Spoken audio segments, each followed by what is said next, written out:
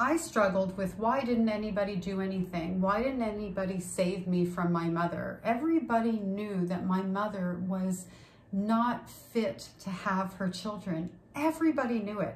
And actually, my older brother, her son, he's not my brother, he's her son to this day. He was rescued by my aunt and uncle when he was like, I don't know, 16 or 17 years old, because he was doing drugs and crashing cars. She allowed him to go and live with them, and they gave him what he needed, a safe place and space to actually finish school, and he's very successful today because of that rescue. She let that happen, and they left me behind. So they could have rescued me too. That's what my takeaway is from that. And why didn't they? I was running away from home. There was a point I ran away from home and I ended up gone all night. And I got blamed for it. And my ex-favorite aunt was there when I got back. She saw the state of me. I had been held captive all night and been SA'd. If this guy who I ended up getting in a car with hadn't returned me home, who knows what would have happened? There's no way that my aunt didn't look at me and think, she doesn't look right. And my mother's like, who the F do you think you are? And really going at me. And my aunt kind of pulls me over a little bit in a protective manner. But ultimately, they both send me off to my room, where I just lay until I finally fell asleep. Nobody asked me where I was. Nobody asked me what happened, including her.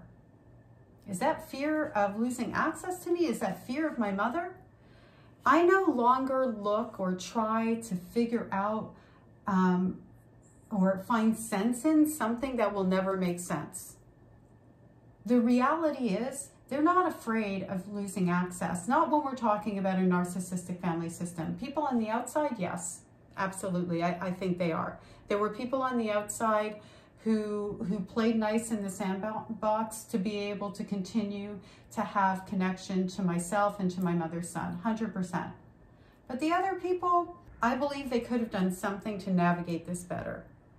I believe my aunt, the ex-favorite one, knew what was going on and was trying to soften the blows, but she just wasn't doing enough to create that barrier. And when I was 17 years old, she did offer for me to live with her, and my mother vetoed it.